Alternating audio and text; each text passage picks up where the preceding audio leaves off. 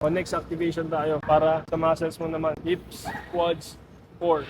Tara, first glute bridges, 12 reps. Kapag workout siya, 3 to 4 sets. Pero dahil activation lang siya, 2 sets lang tayo. Focus mo i-flex yung glutes. Next naman, bodyweight squats. Slow tempo lang. 8 reps lang tayo, 2 sets. So hindi mo kailangan mag full range.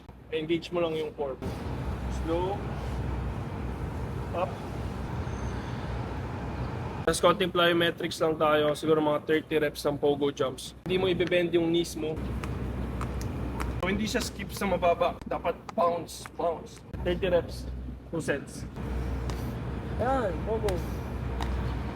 Yan. Last activation workout natin, planks. 30 seconds, 2 sets. Down, then 1, 2, 30. Kung gusto nyo malaman kung ano yung ginagawa natin para i-improve yung footworks ni Zach, ito ipapakita namin sa inyo. Yan, nice one. Quick. Go quick! May bibilis pa yan. Alam mo na yun eh. Quick! Yan! One, Zach. Thumbs up.